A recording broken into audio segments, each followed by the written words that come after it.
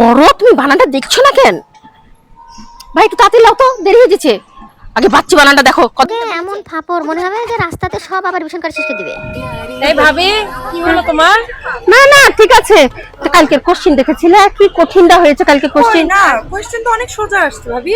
তাই সোজাই মনে হলো। দাঁড়ান, একটু আসতেছি ভাবি। শোনো, ওর কাছে কোশ্চেন সহজ মনে হবে না। দেখেছো কয় টিচারের কাছে পড়ায় তুমি জানো তোমরা? এগুলাই তো।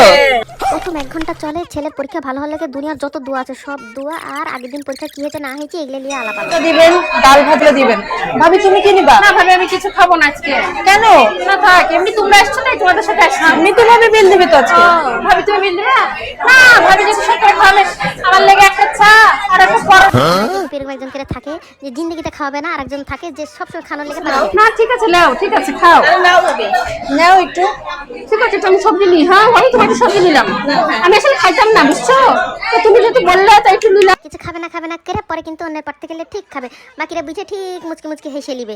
এগুলো তাদের আবার কোনো সমস্যা থাকে না। তুমি ভাবি দেখেছো, উর্মি ভাবির হাতের চুড়ি নাকি 3 ভরি।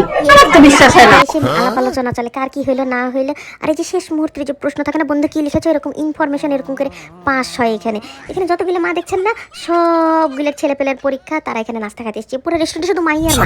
15 মিনিট আছে, বাচ্চারা যে কি করতেছে, কি জানি টেনশন কি যে লাগতেছে। কোশ্চেন করেছে আজকে। আপনার তো টেনশন না ভাবি, আপনার তো ছেলে সবই ভালো করে, টেনশন তো আমাদের, তাই না বলো ভাবি? যে আমরা মায়েরা আবার ফিরে আসি এবং আমাদের আবার টেনশন করা শুরু হয়ে যায়, আমাদের দোয়া দরুদ পড়া শুরু হয়ে যায় যে কি হবে না হবে, ছেলে কখন বের হবে, কার ছেলে বের হলো, কি হয়েছে না হয়েছে, কে পারলো না পারলো, এলে আমরা পাগলা হয়ে যাই, ছেলে আসবে কিনা আমরা খুব।